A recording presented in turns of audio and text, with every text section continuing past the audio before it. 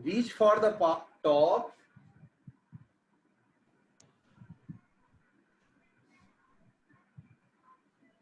इसके 2 पार्ट्स हैं। First part है पार्ट 1 अबाउट संतोष यादव और second part is about Maria Sharapova. Second part is about Maria Sharapova. ठीक है बेटा।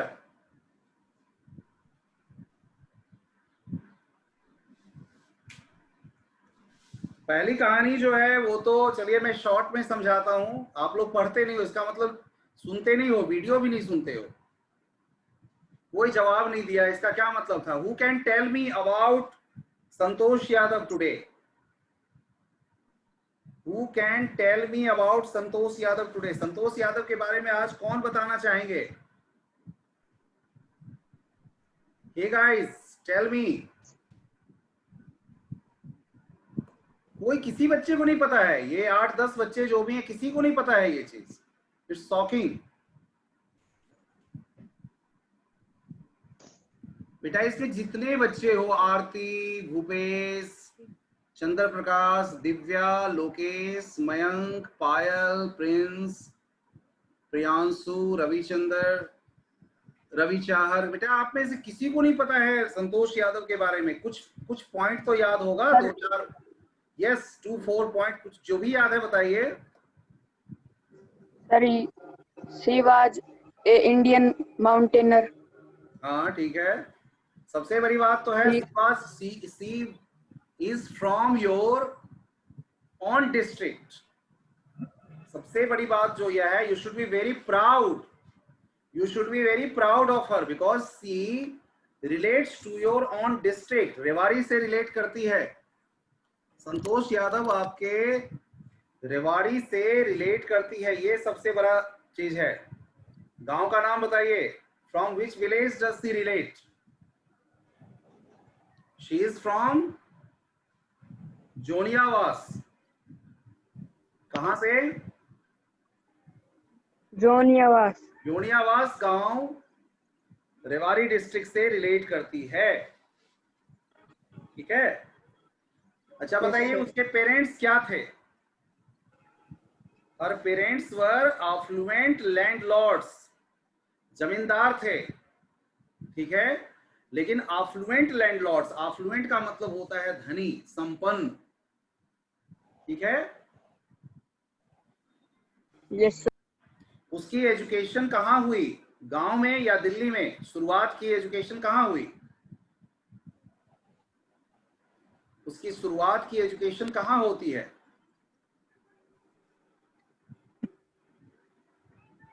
उसकी शुरुआत की एजुकेशन होती है गांव में ही। ऐसे चाहते तो उसके पेरेंट्स उसको दिल्ली भेज सकते थे, लेकिन ट्रेडिशन के अनुसार क्या किया उन्होंने, उसको गांव में ही पढ़वाया। चूंकि परंपरा से ये चीज थी इसलिए गांव में ही पढ़वाया उसको। ठीक है ना। चूंकि परंपरा थी तो परंपरा के अनुसार उन्होंने गांव में ही संतोष की पढ़ाई की व्यवस्था करवाई। और being a girl Santosh had to face a lot of problems. लड़की होने की वजह से उसको ढेर सारे प्रॉब्लम्स का सामना करना पड़ा था। बट शुरू से ही वो स्वतंत्र विचारों में रहने वाली लड़की थी। कई सारी प्रॉब्लम्स को वो सर ये 2 बार माउंट एवरेस्ट पर चढ़ी थी। ये तो बात की बात है बेटा, ये तो पहले तो हम उसके व्यक्तित्व के बारे में क्या क्या जानते हैं वो बता रहे हैं कि बचपन से ही वो ट्रेडिशनल लाइफ स्टाइल नहीं अपनाना चाहती थी।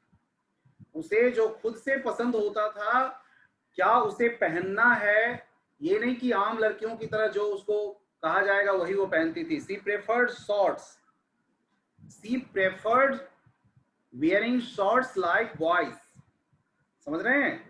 बॉयज की तरह वो भी शॉर्ट्स पहनना पसंद करती थी। And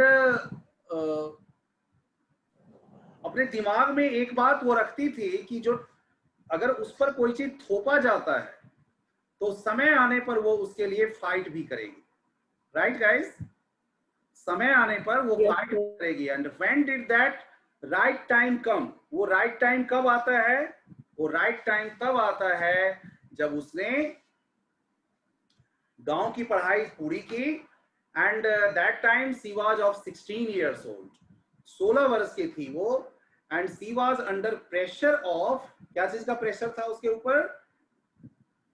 she was under pressure of getting married, शादी करने का उस पर प्रेशर था। क्योंकि नॉर्मली लड़कियां जो थी गांव में वो 16 इयर्स के आसपास उनकी शादियां हो जाती थी। That's why she was also under pressure of doing marriage, उसको भी प्रेशर था कि वो शादी करे। And that was the right time when she decided to fight, तब वो उसने फाइट करने के लिए सोचा। And she refused and threatened her parents that she is not going to marry until she gets proper education. जब तक उसको प्रॉपर एजुकेशन नहीं मिलता है तब तक वो शादी के बारे में नहीं सोच सकती है। And marriage was the last thing in her mind, marriage was the last thing in her mind. Right, तो दिल्ली में उसने यहाँ तक कि दाखिला भी ले लिया, दिल्ली में अपना एडमिशन भी करा लिया। और तब बाद में उसको थ्रेटनिंग दी गई। May be this time 11th और 12th की ये कहानी हो सकती है। It's not clear in the story, but I think this may be the time of 11th and 12th। हो सकता है वो 10th तक जो है सो स्कूल गांव से पढ़ाई की होगी, गांव के स्कूलों में पढ़ाई की होगी। उसके बाद 11th और 12th के लिए वो दिल्ली आ गई होगी। और जब पेरेंट्स ने बिल्कुल मना कर दिया कि नहीं, वो बिल्कुल भी उसको हेल्प नहीं करने वाले हैं, देन शी डिसाइड, तब उसका क्या जवाब था ये सुनिए। तो she told them that she will arrange money for herself, कि खुद से वो पैसे की व्यवस्था कर लेगी by doing part time jobs. कैसे व्यवस्था करेगी? पार्ट टाइम जॉब करके। Right guys, part time job करके वो व्यवस्था कर लेगी। लेकिन बाद में फिर पेरेंट्स मान गए, खास करके उसके फादर उसको बहुत कोऑपरेट किए। और दिल्ली की पढ़ाई करने के बाद सी वेंट टू जयपुर, फिर जयपुर चली जाती है। जयपुर में एक महारानी कॉलेज है, बहुत फेमस कॉलेज है, रिनाउंड कॉलेज है। बहुत सारे उससे पढ़े लिखे लोग, बहुत सी लड़कियां, इसके गर्ल्स के लिए है, वो बॉयज के लिए नहीं, गर्ल्स के लिए है। तो बड़े ऊंचे ऊंचे पद पे पहुंची हैं लड़कियां वहां से पढ़ के। तो वहीं से उसने देखा था जो उसका जहाँ पे इसका हॉस्टल था, तो हॉस्टल की खिड़की से जब वो देखती थी तो देखती थी कि सामने पहाड़ी था। और पहाड़ी से वो देखती थी लोग ऊपर जा रहे हैं फिर नीचे गायब हो जाते थे, पता नहीं कहाँ जाते हैं, उसको बार बार लगता था। And one day she decided to go there and ask by herself. खुद ही उसने सोचा कि वहां जाके देखते हैं आखिर क्या माजरा है, क्या हो रहा है वहां पर।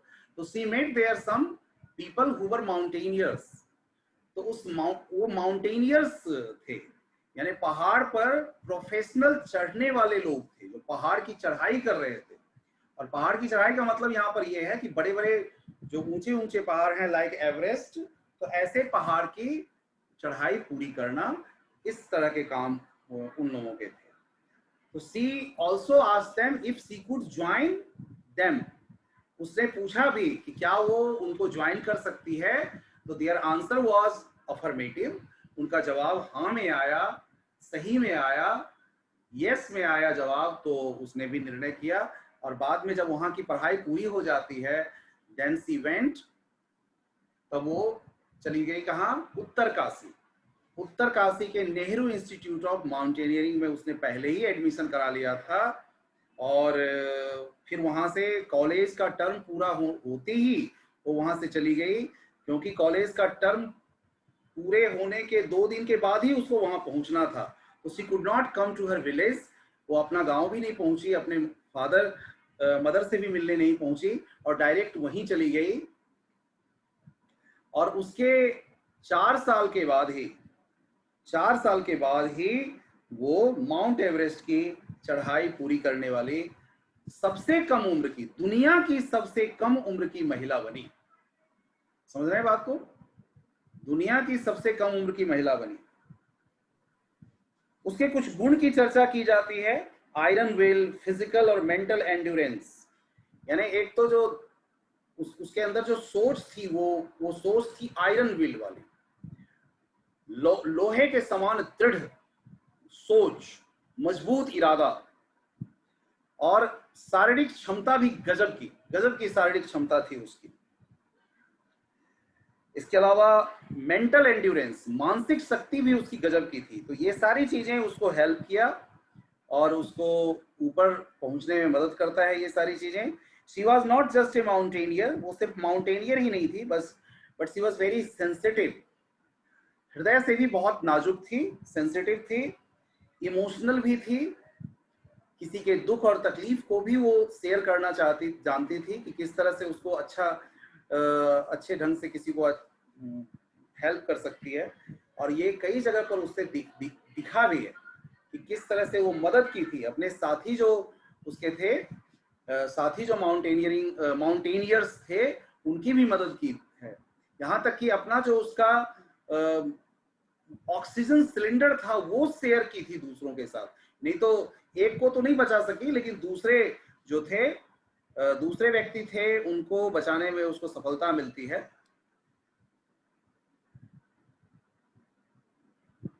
She was also a part of the, इसके बाद इंडो नेपलीज, ये दूसरी बार जब वो इंडो नेपलीज अभियान दल के साथ वो चली। इंडो नेपलीज यानी भारतीय नेपाल दल में भी वो शामिल हुई, वो भी विमेन का ही था। और she became the first in woman to scale the peaks of the Everest for the second time. दूसरी बार भी उसने ये सफलता हासिल की। और when she unfurled the Indian flag, ऊपर पे जब भारत का झंडा वो फहराई, तो she says it was truly a spiritual, उस मोमेंट को वो कहती है स्पिरिचुअल मोमेंट था। स्पिरिचुअल का मतलब होता है आध्यात्मिक, आध्यात्मिक मतलब रिलेटेड टू गॉड, बिल्कुल आप ईश्वर के करीब जैसे अपने आप को महसूस करने लगते हैं। ये जो अनुभव उसका था, ईश्वरीय अनुभव था, आध्यात्मिक अनुभव था, जिसको वो बहुत ज्यादा महत्व देती है, बहुत ज्यादा उसको लाइक करती है। और देखिए गाइस, इसके अलावा और भी उसमें एक गुण था। जो लोग जाते हैं वहां अपने साथ ये कूड़े कचरे भी लेकर जाते हैं और कूड़े कचरों को वहीं पर फेंक देते हैं। तो एवरेस्ट पर अगर इस तरह से गंदगी का ढेर लगता रहा तो फिर वो जगह भी बर्बाद होने में ज्यादा समय नहीं लगेगा। तो सी थॉट ओवर दिस ऑल्सो, इन चीजों को भी उसने सोचा, इन चीजों पर भी उसने ध्यान दिया। And as a fervent environmentalist, एक सजग पर्यावरणविद की तरह उसने क्या किया कि वहां से भी ये सारे जो कूड़े कचरे थे, जितना संभव हो सकता था, उन कूड़ों कचरों को उठाकर वो नीचे तक लाई। And she collected about 500 kilogram, 1-2 KG की बात यहाँ नहीं हो रही है। वो कलेक्ट करके जो वहां से लाई वो 500 किलोग्राम के करीब ये कचरा था, और इसको नीचे वो लाई। तो she was an epitome of grit. अगर हम उसको एक लाइन में उसके सारे व्यक्तित्व को अगर हम कवर करें तो she was an epitome of grit, dedication and struggle. इन सब चीजों की वो क्या थी, एक उसने स्ट्रगल भी खूब किया, उसके अंदर क्षमता भी बहुत ज्यादा थी, डेडिकेशन भी उतना ही था अपने कार्य के प्रति। जो काम उसने सोचा था उस काम को करने में पूरे डेडिकेशन भी उसने दिखाया था, और तब कहीं उसको सफलता मिली थी। She proved to be an ultimate winner, और ये अपने आप को उसने अल्टीमेट विनर साबित किया, जो प्राइड ऑफ द नेशन, आप इसको कह सकते हैं देश के लिए एक स्वर्णिम क्षण था। ये देश के लिए एक प्राइड का समय था, एक आनंद, एक गौरव का पल था। ये हुआ first part. Second part is about Maria Sharapova. Maria Sharapova की कहानी अपने देश से नहीं मिलती है, लेकिन इसने भी उतना ही वो सभी चीजों को झेला। वो जिस प्रसिद्धि पर पहुंची, उस प्रसिद्धि पर पहुंचने के लिए उसने बहुत कुछ गंवाया, और तब जाके वो विमेन टेनिस के सर्वोच्च शिखर पर पहुंचने में वो कामयाबी हासिल करती है। तो this part is about Russian girl, she was a Russian girl, और उसका जन्म जो होता है वो साइबेरिया में होता है। साइबेरिया जो बर्फीली जगह है, ज्यादातर बर्फ जमी रहती है वहां पे, और वहां से विमेन्स टेनिस के सर्वोच्च शिखर पर पहुंची वो लड़की when she was barely 18, और ये वो पल था, ये वो समय था जब 18 वर्ष की अवस्था उसकी थी। सिर्फ 18 वर्ष की अवस्था में वो विमेन टेनिस के सर्वोच्च पर पहुंचती है, और वो सर्वोच्च कब था? 2000 पहले तो विंबलडन उसने जीता था 2004 का, और उसके बाद 2005 ईयर्स में वो सबसे सर्वोच्च शिखर पे पहुंचती है। कहती है पॉइज्ड बियॉन्ड ईयर्स, यानी उसके जो कम उम्र है, उस कम उम्र को लोग समझ सकते हैं कितनी कम उम्र में इतनी सफलता उसने कैसे प्राप्त कर लिया। तो the Siberian born teenager took just 4 years as a professional to reach the pinnacle. इस पाइनेकल पर पहुंचने के लिए, इस पाइनेकल नॉट पिनेकल तक पहुंचने के लिए, इस सर्वोच्च पर पहुंचने के लिए उसने कितना कुछ गंवाया।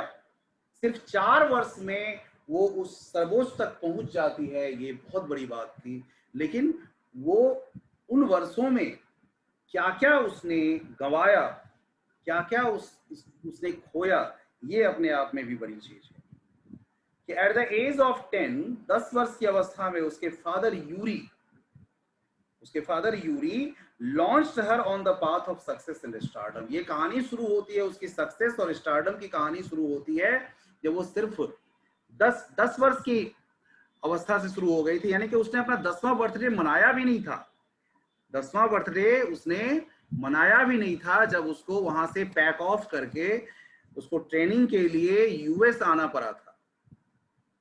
ठीक है ना? एंड दैट टाइम किसी वीजा रेस्ट्रिक्शन की वजह से उसकी मदर को वीजा नहीं मिला था। तो उस वीजा नहीं मिलने की वजह से वो तो नहीं आ पाई उसके साथ, अकेली, मतलब वो लड़की अपने पिता के साथ सिर्फ आई, which was very difficult for her, but it taught her the lesson that everything come at a price. इससे क्या एक इंपॉर्टेंट लेसन उसने सीखा कि कोई भी चीज अगर आपने पानी है, अगर कोई चीज आपको मिलनी है तो आपको आसानी से नहीं मिलने वाली है, आपको उसके लिए बहुत कुछ चुकाना पड़ेगा।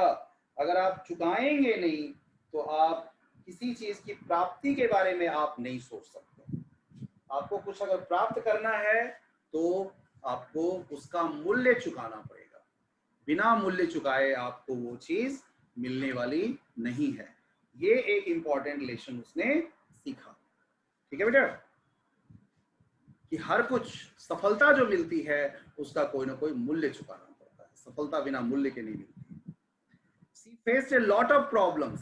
इसके अलावा एक और प्रॉब्लम की ओर वो इशारा करती है अपने इस चैप्टर में, कि जब वो चूंकि कम एज की थी, 9, 10, 11 वर्ष की एज में जब वो जल्दी थक जाती थी प्रैक्टिस करके, तो आके जल्दी सो जाती थी। जो बाकी जो पुपिल्स होते थे, जो बड़े बड़े होते थे उम्र में, काफी मजबूत होते थे, वो बाद में आते थे, 11 बजे आते थे, और इसको परेशान करने के लिए इसको उठाते थे और उसे साफ सफाई करने के लिए कहा जाता था, कमरे के को क्लीन करने के लिए कहा जाता था। And she used to do that. वो मना नहीं कर सकती थी। शी कुड नॉट क्विट वो सिचुएशन को, क्योंकि छोड़ देना आसान होता है, क्विटिंग इज वेरी इजी। लेकिन देखिए, क्विट करके आप निकल जाएंगे, आप फिर आगे कुछ अगर आपने प्राप्त करना है तो आपको प्राप्त नहीं होगा वो चीज। आपको अगर कुछ प्राप्त करना है तो उसके लिए आपको मूल्य चुकाना पड़ेगा। समझ रहे हैं बेटे? उसके लिए मूल्य चुकाना पड़ेगा। आप सीधे वहां से निकल के नहीं जा सकते, सीधे सब कुछ समाप्त नहीं कर सकते हैं। यू विल हैव टू पे फॉर इट। आपको उसके लिए पे करना पड़ेगा, आपको उसके लिए कुछ ना कुछ मूल्य चुकाना पड़ेगा। तो वो भी जानती थी कि उसको कुछ प्राप्त करना है, उसे किस चीज की भूख है वो जानती थी, और कहां से वो आई है, उसको कहां पहुंचना है, क्या प्राप्त करना है, इस चीज को वो अच्छी तरह से जानती थी। और ये भी वो जानती थी कि वो शून्य से आई है, जहां से वो आई है उसके पास कोई बैक नहीं है इतना मजबूत, उसके पास कोई ऐसी शक्ति नहीं है पीछे से जो उसको हेल्प कर सके। She will have to do everything by herself, खुद से उसको करना पड़ेगा, ये सारा चीज जो भी कदम उठाना पड़ेगा उसको खुद से उठाना पड़ेगा। तो जब उसने ये सोच लिया था, उसको ये चीज पता था, यही कारण है कि वो हर चीज को सहती रही, हर परेशानी को झेलती रही, but she did not quit, उसको छोड़ी नहीं। और यही कारण था कि उसने जो प्राप्त किया, जो उसको मिला, आपको उस दिन भी बताया था कि बहुत महंगे खेल में से टेनिस को माना जाता है। टेनिस बहुत महंगा खेल है। टेनिस में एक बार जीतने का मतलब है कि कई करोड़ रुपए की इनकम हो जाती है, कई करोड़, जिस टेनिस के उपलब्धि को उसने हासिल किया। तो काफी सारे उसने इंसल्ट्स झेले, कई सारे ह्यूमिलिएशंस को उसने फेस किया था। She did not, which did not suppress her, लेकिन ये ह्यूमिलिएशंस और इंसल्ट्स उसको कहीं से भी दबा नहीं सका, उसकी इच्छाओं को नहीं दबा सका। उसकी इच्छाएं जो वो प्राप्त करना चाहती थी, जो कुछ वो अचीव करना चाहती थी, उस अचीवमेंट के लिए उसकी वो इच्छाएं, उसका कोई भी इंसल्ट, कोई भी तकलीफ, कोई भी दर्द उसको रोक नहीं पाया। वो कंटिन्यू अपने कार्य को करती रही, कंटिन्यू आगे बढ़ती रही, और यही कारण था कि एक दिन उसको सफलता मिली। और वो सफलता भी क्या था, बहुत बड़ी सफलता थी, छोटी सफलता नहीं थी, बहुत बड़ी सफलता थी। तो जो सपना उसने देखा था, तो उसको क्या के सपने को मरने नहीं दी, वो मोटिवेट करती रही उसको, हर चीज को। कुछ मुश्किलें आई, वो मुश्किलें भी उसको बल्कि मोटिवेट करता रहा, आगे बढ़ने के लिए प्रेरित करता रहा। She won the Wimbledon in 2004 and secured the world #1 spot within a year. 2004 में विंबलडन का खिताब उसने जीता था। उसके बाद अगले साल ही उसको जो पाइनेकल है वो मिल जाता है, जो उससे भी बड़ी उपलब्धि थी वो उसको मिली एक साल के अंदर। She says that hard work is the मंत्र। और जब उससे पूछा जाता है तो वो बताती है कि हार्ड वर्क ही उसके सक्सेस का मंत्र है। कई लोग पूछते हैं ना कि आपने जो ये अचीवमेंट प्राप्त किया है वो कहाँ, कैसे, क्या ऐसा किया, तो शी सेज ये सभी लोगों की है। जिस किसी ने भी कुछ अचीव किया है तो उसके पीछे बहुत कम ऐसे लोग मिलेंगे जिनको पहले से कुछ हो, बहुत कम लोग हैं ऐसे। ज्यादातर लोगों को मेहनत करनी पड़ती है और मेहनत करके ही अपना स्थान बनाना पड़ता है, क्योंकि very very competitive world this is, बहुत ज्यादा कॉम्पिटिटिव वर्ल्ड है ये, और यहाँ आपको कुछ ना कुछ मेहनत करके ही आप प्राप्त कर सकते हैं। तो what kept her going despite all odds that she faced was the dream of becoming the world's top player। जो ड्रीम उसने देखा था कि दुनिया के सबसे टॉप प्लेयर, मतलब दुनिया का टॉप प्लेयर बनके वो दिखाएगी, जो सपना उसने देखा था, उस सपने को, सपने के पीछे लगी रही, उस सपने को इस तरह से उसने जिया, और यही कारण था कि वो सपने को पूरा भी करती है। The stories of these two young men। अब देखिए कि आपको ये कहानी पढ़वाया क्यों गया है। ये कहानियां आपको प्रेरित करेंगी। Prove quite certainly that success follows, कि सफलता तो आती है, लेकिन सफलता किनको आती है, किनको सफलता मिलती है? दोज हु ड्रीम, जो सपने देखते हैं, और सिर्फ सपने नहीं देखते हैं, सपने के अनुसार work towards achieving those dreams, कि उन सपनों को पूरा करने के लिए वो क्या करते हैं, उसके पीछे लग जाते हैं, उसके पीछे दौड़ने लग जाते हैं। अपना सारा ध्येय, सारा फोकस उनका उसी पर चला जाता है, सारा डिटर्मिनेशन जो उनका होता है वो उसी पर लगा देते हैं, तभी उनके सपने पूरे होते हैं। ये चैप्टर मैंने भेजा था, वर्क भी भेजा था, काम भी भेज दिया था मैंने, चेक कीजिए अपने पीडीएफ को, देयर यू विल फाइंड। और इसके अलावा मैंने एक पोएम भी पढ़ाया है, उस पोएम की भी चर्चा मैं आपके साथ करना चाहूंगा, और वो पोएम का नाम है, याद आ रहा है कौन सा पोएम पढ़ाया है मैंने? वीडियो उसका भी भेजा था, लेकिन आप लोग वीडियो नहीं देखते हैं। बता सकते हैं कौन सी पोएम है? Can you tell me the name of the poem guys and girls? बता सकते हैं? बता सकते हो बेटा पोएम का नाम?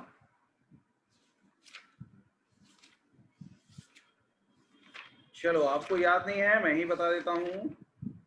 ये है, पोएम का नाम है ऑन किलिंग अ ट्री। ये पोएम जो है थोड़ा सा सार्केस्टिक है, थोड़ा सा नहीं, पूरा का पूरा ही सार्केस्टिक है। On killing a tree.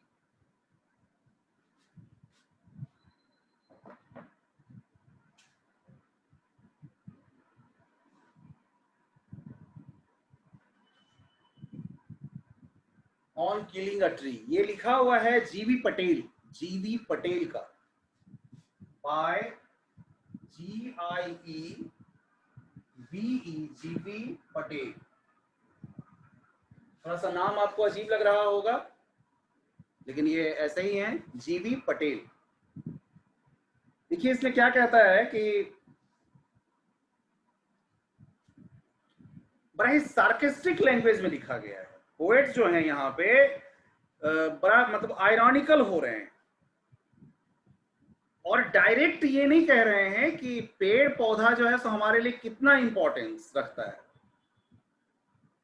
What is the importance of trees for us, direct नहीं कहता है, क्योंकि हम सबको, जब मानव हैं और जब हम विज्ञान के इस युग में जी रहे हैं, अच्छी तरह से हम लोगों को पता चल चुका है कि पेड़ का क्या इंपॉर्टेंस है हमारे लिए। पेड़ अगर नहीं होगा तो हमारा लाइफ क्या होगा, पेड़ के बिना हमारा जीवन कैसा होगा, अच्छी तरह से हम जान गए हैं। फिर भी हम क्या करते हैं, पेड़ों की अंधाधुंध कटाई चल रही है। इन मतलब बिना सोचे समझे हम पेड़ों की कटाई में लगे हुए हैं। इनडिस्क्रिमिनेट फॉलिंग ऑफ ट्री, ये पूरे डिफॉरेस्टेशन को हम कंटिन्यू किए हुए हैं। In the name of progress we have started killing trees, यानी पेड़ों की कटाई। रोड बनानी है तो जहां पेड़ हैं तो भाई पेड़ को काट के रास्ता बनाना पड़ रहा है, वो कर रहे हैं। पुल बनानी है, कहीं पे अगर मेट्रो लगानी है, तो ऐसी कई सारी जगह हैं जहां पे पेड़ों की कटाई जबरदस्त तरीके से हो रही है। कहीं पे बांध बनानी है, कहीं पे डैम्स बनानी है, कहीं पे इंडस्ट्रीज लगानी है, और उससे भी नहीं होगा तो इतनी बड़ी जनसंख्या जो है उसको खिलाने के लिए जो अन्न चाहिए, वो अन्न कहाँ से, अनाज कहाँ से आएगा, तो उसके लिए भी पेड़ों की कटाई करके जो जंगल का एरिया है उसको क्लियर करके और वहां पर भी खेती करवाई जाए। ये सारी व्यवस्था हो रही है विदाउट थिंकिंग कि ये पेड़ जो है हमारे लिए लंग्स की तरह है। अगर ये नहीं होंगे तो हमारे जीवन का अस्तित्व समाप्त हो जाएगा, और हम उसी की तरफ बढ़ रहे हैं। हमारी जो सोच बढ़ रही है वो उसी तरफ बढ़ रही है, हम अपने अंत की ओर भागे जा रहे हैं। तो उसी पर पोएट ने यहाँ पे बताया है। ऐसे लगेगा कि पेड़ को पूरे चैप्टर, जब आप पोएम पढ़ेंगे तो लगेगा कि पेड़ को कैसे काटना चाहिए, किस तरह से पेड़ों को पूरी तरह से उसकी शक्ति को समाप्त की जा सकती है। लेकिन एक बात जो समझने की है इसमें वो ये कि पोएट सार्केस्टिक हो रहे हैं कि हम लोग जो हैं, व्यंग्यात्मक अंदाज में उन्होंने लिखा है कि हम मानव जो हैं पेड़ों की इस तरह से कटाई कर रहे हैं, इस तरह से उनको बर्बाद कर रहे हैं जैसे कि वो हमारे दुश्मन हो गए। हम उसके साथ दुश्मन की तरह बर्ताव कर रहे हैं। जिस तरह से कोई दुश्मन होता है और दुश्मन के साथ बर्ताव किया जाता है, उसको हम बर्बाद कर देना चाहते हैं। ऐसा दुश्मन जिसको बर्बाद कर देना चाहते हैं, हम पेड़ों के साथ भी वैसा ही बर्ताव करना शुरू कर दिए। तो we must consider this act of ours. हमारे जो ये कृत्य हैं, हमारे जो ये काम हैं, उस पर हमें सोचना पड़ेगा।